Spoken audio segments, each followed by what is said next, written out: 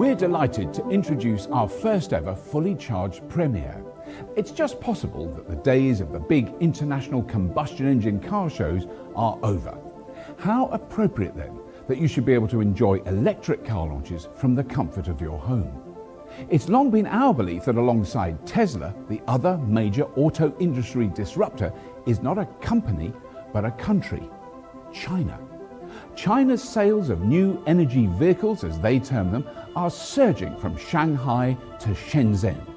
The sheer size and scale of the Chinese market is enabling near exponential growth and begs the question, how quickly can China bring electric cars to the rest of the world in significant volumes? All the signs say very soon. So first up, on our fully charged Premiers, we can share our platform with the first all-electric startup from China to deliver vehicles into Europe, Xpeng Motors.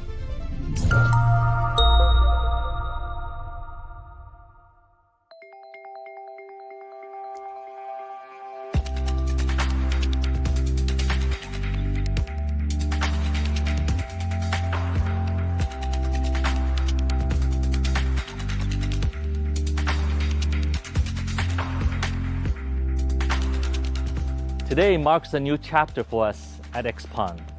We begin delivery of first batch of our smart EV, this G3 SUV, to our customers in Norway. Norway is actually a very important market for us to enter. It has one of the best infrastructures for EV, as well as very familiar user experiences for EV products. And we're very excited to be entering Europe via Norway first. We're confident that our G3 product, with its technology innovation, its build quality, and its customer preferences for smart features, will make an attractive product to the Norway market. We believe smart EVs are global products, and Xpeng aims to be a global leader in smart EV. That's why, while we focus on Chinese market currently, we have aspirations to explore international markets for our product development. We believe that with our technology innovation, with our focus on design, build quality, and customer features, we can actually deliver one of the best products to the world customers and stay at the forefront of EV evolution.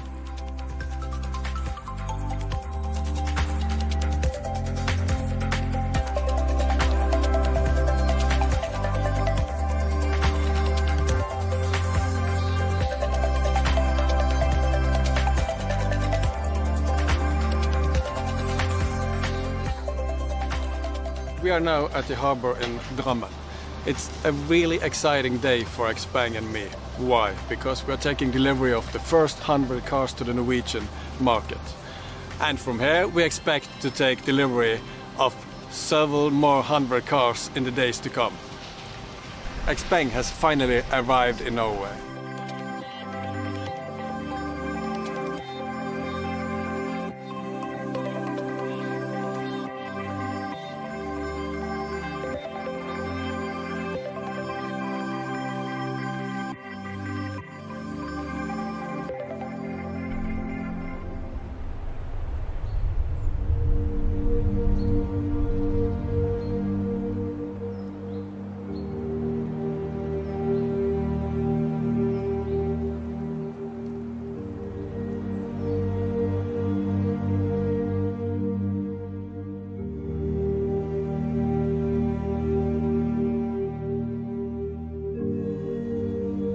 The interior feels pretty nice. You know, you might be thinking, oh, you know, this is a Chinese car, but you know, the look and feel. This is soft. This is soft. This is okay, kind of hard. That's hard plastic.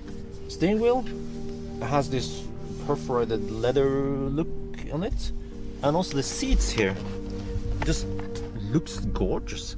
And this is not real cow leather. It's a synthetic seat, and it's also perforated. And if you go for the premium trim, you also get ventilated seats. But I like the seats, the way it gives me support. I'm gonna show you the back seat. Wow, huh? I've adjusted myself. So you know, I'm sitting behind myself, and there's just a shitload of space in the back here. Look, and I can also put the feet under there. And as for the seating height, okay, I'm 173 centimeters as usual, and I feel like we have good seating height. You know, some cars, they tend to have too low seats. And what about the middle seat? Okay, so there's a small hump here, not too big, so it should also be okay for the third person to sit here. We have two USB ports here. We have air vent pocket there, but what you kind of expect in some cars nowadays is some, you know, middle armrest here. There is no middle armrest here. And now I'm going to show you the trunk. So you can open it with a button here, but I actually prefer using the key fob because in Norway the trunk gets kind of dirty. And here we have nice space for your luggage. Not only that, but you can take out this lid. And let me just remove this one. You see even more space down here. Actually, this I don't know what you call it. This trunk well is quite deep.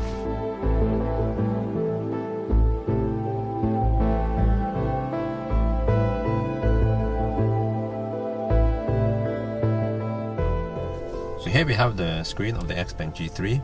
It's pretty nice and large. I like it. Easy to use. So now we are in the navigation app. This one uses the Here app.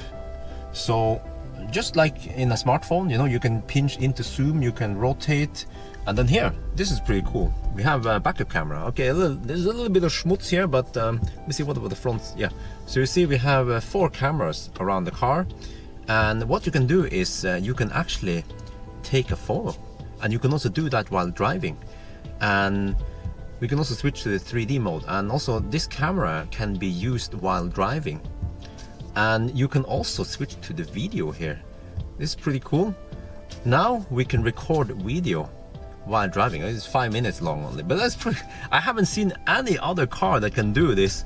This car has full OTA software updates, unlike some other cars that comes out, you know, they say they have it and then they still don't have it, but this one can update fully over the air. And there's also an app for it. So right now it doesn't have all the features from the Chinese version because the server is in Germany because of GDPR, and eventually they're going to port more and more features over to the European app. But we can, for example, quick heat the car over there from the app and see the range here. But okay, back to this one. So, you know, all these settings are really self-explanatory. You don't have to look in the manual because they use standard symbols. It's really easy to understand all of this. Every time you switch mode, there's some fancy sound, some sound effect. Yeah, so switch to standard. Okay, switch to eco. And this is a very nice feature. It's a quick menu. You see, you can quickly access more commonly used features that you usually have to dig deeper into the menu. For example, adjust here. We can switch to STD. We can switch the wiper intensity. So very nice. And it also has a purify mode that I haven't tried because I live in Norway, but supposedly if you activate this one in a hazardous area, it will clean the air quickly. It's like bioweapon defense mode in Tesla. And also this car also has voice control. So for example, I can say, "Hey Xpeng, Hello. set temperature to 25 degrees. Temperature is set to 25 degrees. Just like a Tesla and a few other cars, you can just get in and that's it, buckle up and then put the stock in drive and off we go.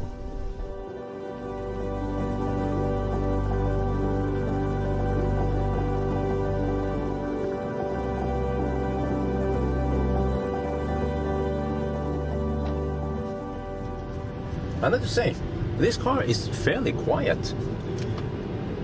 So I also measure the noise.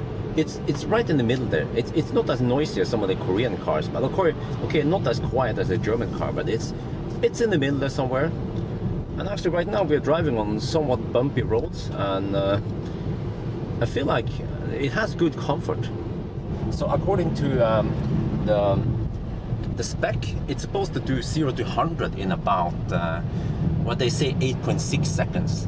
I measure it with Draghi to be 7.6 seconds. So it's actually 1 second faster than spec.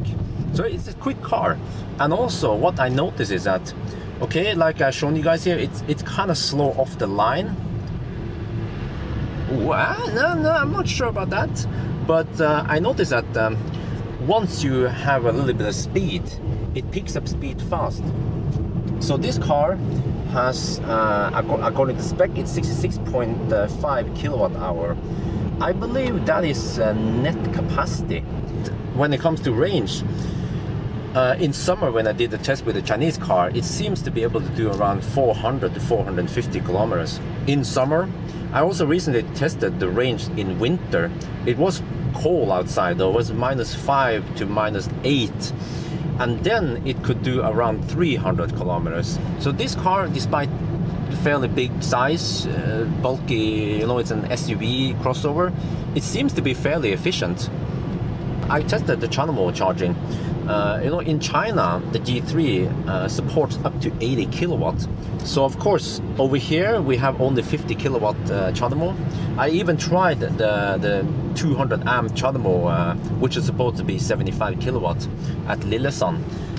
And it turns out that this car, at least for now, is capped to 50 kilowatt, or actually 52 kilowatt. It's capped to 125 amp. But very surprisingly, it has flat charging curve. So actually sometimes it even keeps that 52 kilowatt all the way to 84%. And now we're gonna try the X-Pilot. So all you have to do to activate it is to push the stop towards you twice. Then you wait for it. There. And now it's active. So now we can adjust the speed up. And now I technically don't have to hold the steering wheel, but I mean, you are required to hold the steering wheel. The X-Pilot and Tesla's Autopilot is more like machine learning. It's constantly evolving. It's taking the data from everyone who's driving it and evaluating it and improving it. Whereas, for example, in Nissan, the ProPilot, or in Hyundai, the LFA, it's just, they made it, it works great, but it doesn't evolve. The other thing is that if you don't hold the steering wheel, it will beep you and warn you to take over. And if you disobey and don't hold the steering wheel, it will disable auto steer for the rest of the drive. So it actually punishes you. I only know one other car that does that, and that is Tesla. All the other cars, they are more forgiving. We are now at IKEA, and I'm gonna show you the auto parking. The auto parking in Xpeng G3 is actually quite good, unlike Tesla's auto parking. So let's see now. So if we drive, let's say over here, okay, and then we enable auto parking, there's a button down here. Just press it on. Now we're in this search mode. Found the space. Okay. Stop if you want to park. See, it found lots of spaces. Tap the screen to start.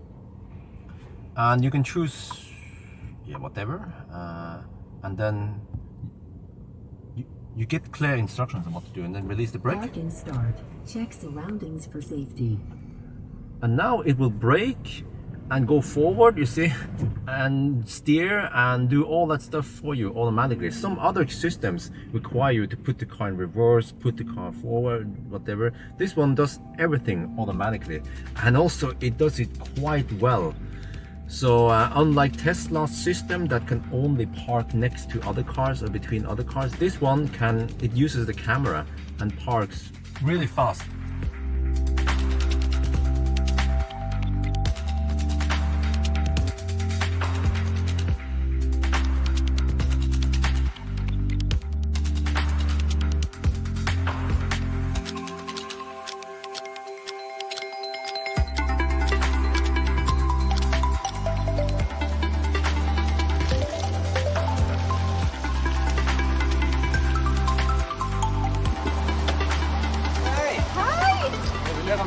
Tusen takk.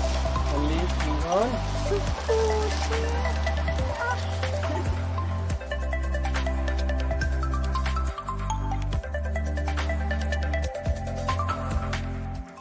I've just had the pleasure to deliver the first Xpeng car to a Norwegian customer. For us, this is a milestone in what's going to be an adventure over the next years. Now we are really looking forward to see a lot of Xpeng cars on Norwegian roads in the near future.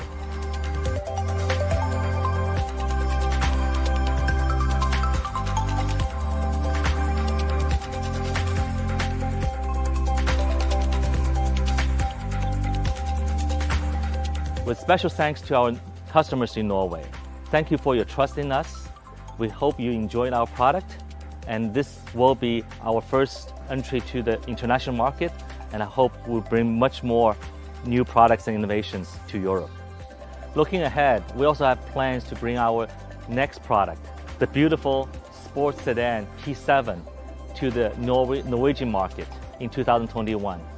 We received a lot of positive customer feedbacks with its packed features of autonomous driving, smart cockpit design, as well as beautiful performance.